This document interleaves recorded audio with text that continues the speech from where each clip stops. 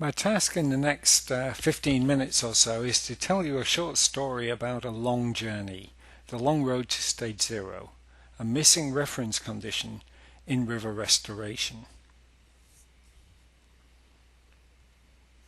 And for me, the story begins in the 1970s in North Mississippi, where I was working at the National Sedimentation Laboratory on creeks like this, Crowder Creek, subjected to extremely severe incision and rapid widening.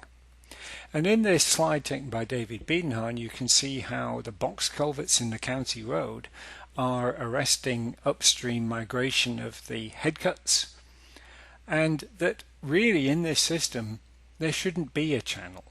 As we can see upstream of the road on the left, there's a wet pasture, wet meadow, and on the right we have a pasture that has a channel in it, but only because it's been ditched. And to give you an idea of the scale of the incision and widening here, the red circle there is highlighting a Ford LTD in the bottom of what can only be described really as a canyon.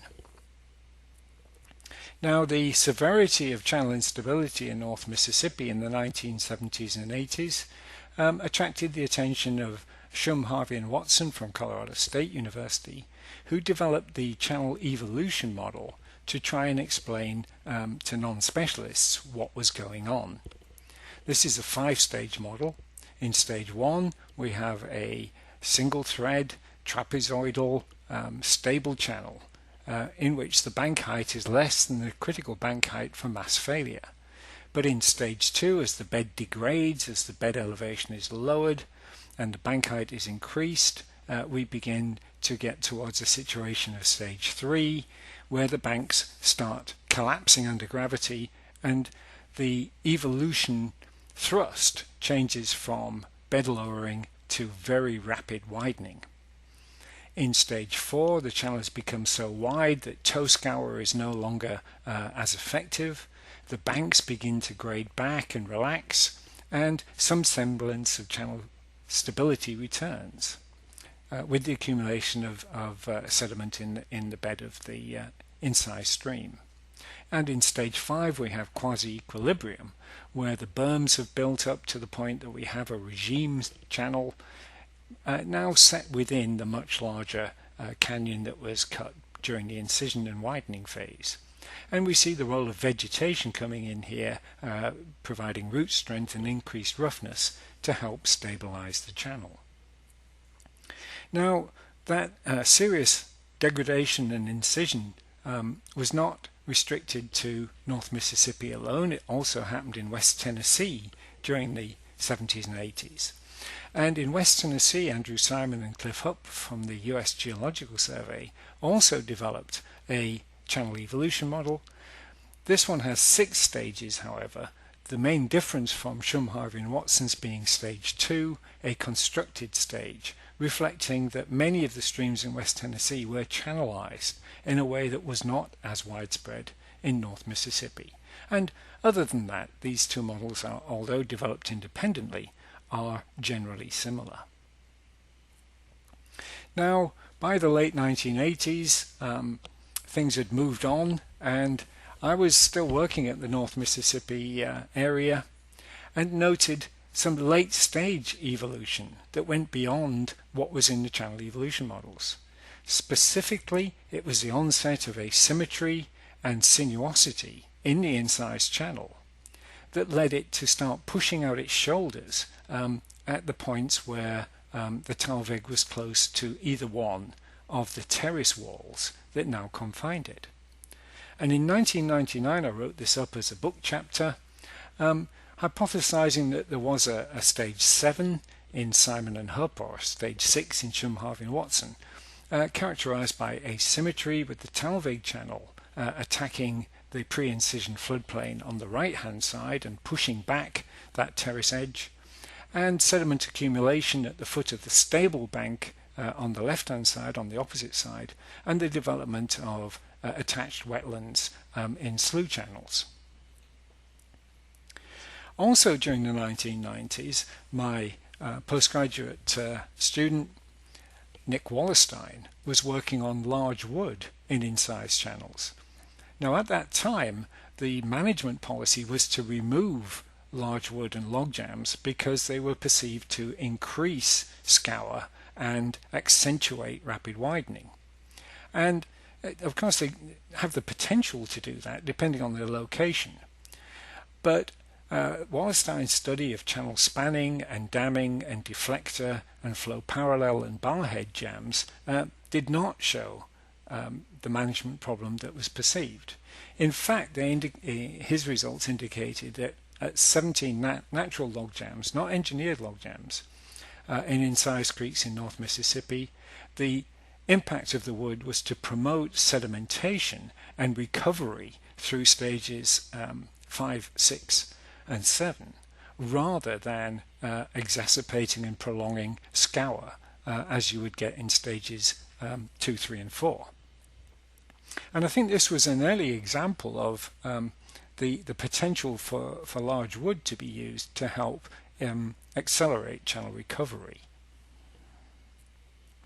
But things really changed in 2008 with the publication by Walter and Meritz in the journal Science of a paper on natural streams and the legacy of water-powered mills.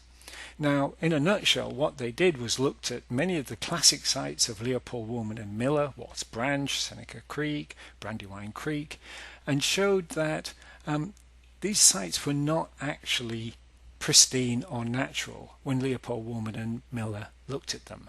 And when they found this relationship between the channel and the floodplain being built mostly by lateral processes, the bankfull discharge having a return period of 1.5 or 2 years, they were already looking at disturbed systems.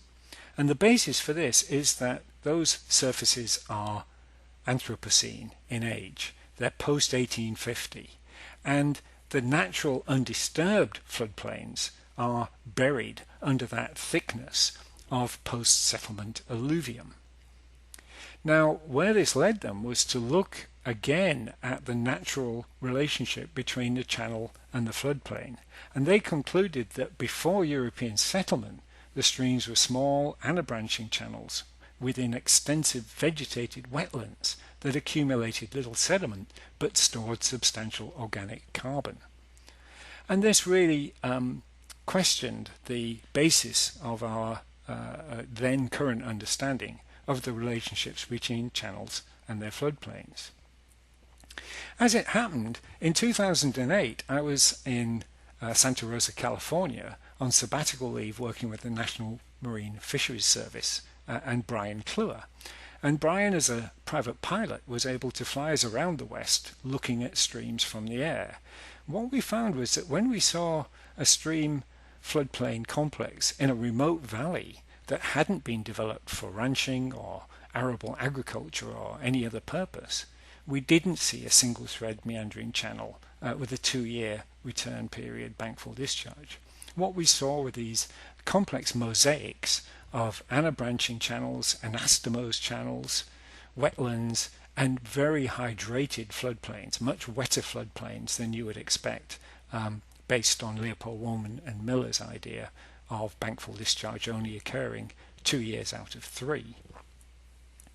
So what we concluded was that it was time to respectfully update the 1980s channel evolution models, and we did that in 2013, proposing the stream evolution model and looking not only at morphological change but also at habitats and ecosystems.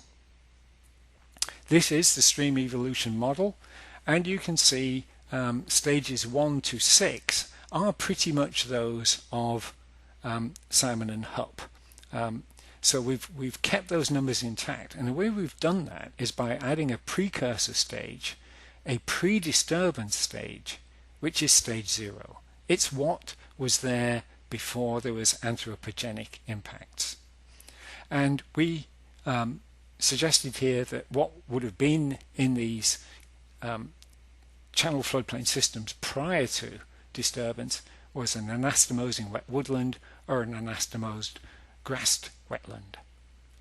We also added stage 3S down in the bottom right corner, based mostly on the work of Brian Bledsoe in Southern California, where he showed that many streams incise there into cemented materials, naturally cemented materials that are non-alluvial. The banks don't erode, the bed doesn't drop anymore, the channel just gets stuck. We put in channel stage 7, of course, based on my work in the 90s, and we pointed out that if that lateral activity widens the trench sufficiently, then an anastomosing system can develop within it.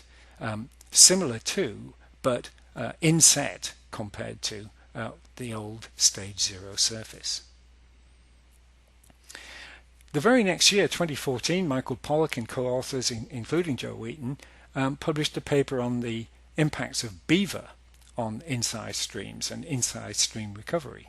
Now, it didn't make it into the final paper, but they also put forward a different view of stage 0, a view that said, well, there could be an anastomosed channel there. In fact, frequently there would be, but there might not be a channel at all, exactly as we saw at Crowder Creek on the left-hand side. Or there could be a single thread channel in there, but not really incised. Perhaps a small drainage ditch, perhaps a channel with a few very small side channels, almost imperceptible. And I think that's probably right. I think we were a little bit strict in saying that the stage 0 configuration was always anastomosed. It could be anastomosed, but it might be something else. Brian's major contribution, though, was to develop these pie charts. And the size of the pie here indicates the quantity of hydrogeomorphic attributes or habitat and ecosystem benefits, and then the number of pie pieces indicates the diversity of attributes and benefits. And so when you look at these in size, you can see how they diminish from stage 0 to stage 4. We lose both the quantity and the quality and diversity, but we get some of it back as we go from stage 5 to stage 8 is the good news. Now, in terms of their suitability as targets for restoration, we can draw a line through here and say, well, up and to the right we have good targets for restored outcomes, and down and to the right really not so much. Such that we might see up here restoration towards these sorts of conditions as good, and down here not so good. And if we ever think about restoring to a channelized state or an arrested degradation state, well, that's just ugly. Joe Wheaton pointed out very helpfully that stage 0 is a pretty simple idea, and it is, but the stream evolution model is kind of complicated.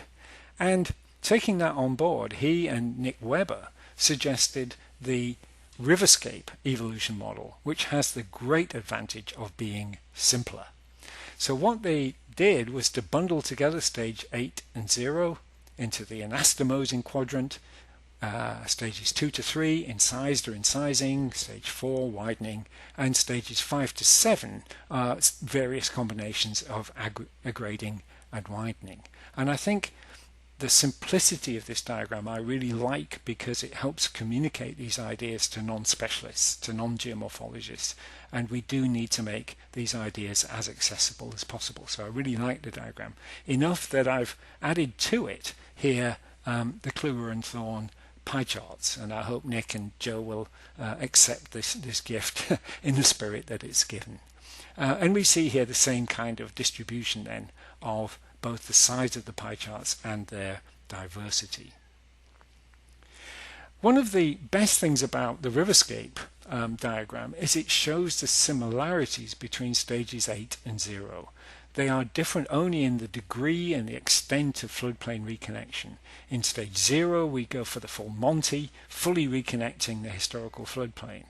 Where that's not possible, in stage 8 we reconnect the floodplain surface, the incipient floodplain surface in the bottom of the trench, perhaps because the floodplain itself is either inaccessible, it's just too high, or it's been developed for agriculture or other purposes and is no longer available for restoration.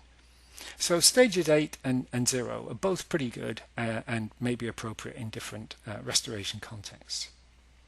Now, why is this important? Well, I think Haller's work in 2016 really sums it up nicely. The thing is, when you have a fully hydrated floodplain, you have a wetland channel complex, you've got a home for everything. When the hypoaeric connectivity is good, when the fluvial aquifer is flowing, when you have rich and diverse habitats, then everything from bugs to bears has a place in the system. This not only produces good biodiversity, but it also makes the entire fluvial system resilient, robust, and it gives it a self-recuperative, a self-repairing capacity that water and sediment don't impute to the system. So how do we capture that? Well, possibly in the stream evolution triangle, the next evolution of the evolution diagrams put forward by Janine Castro and myself. And in here we see 3 zones where hydrology and geology dominate at the base of the triangle. Biology influences the strongest at the top of the triangle, and in the middle we get sinuous channels where we have balanced between the influences of hydrology, geology and biology. And we can map the SEM stages into here pretty nicely and show that essentially if you want to get far beyond stage 6, if you want a 7 or an 8 or a 0, you need biological uplift. You need nature's river restorers working alongside design engineers, geomorphologists and biologists. Now, I don't want to kind of over-promote stage 0 as the next big thing in stream restoration or a suitable target for restoration in every situation. It is neither of those things. And there are perfectly good restoration techniques that don't involve stage 0 at all, and very often they'll be the most appropriate. But what I would like to stress is that whatever restoration approach and whatever restoration outcome you're aiming for, do think outside the channel. Think about connectivity laterally, long stream and vertically, and think about creating channel, wetland, floodplain systems. Thank you.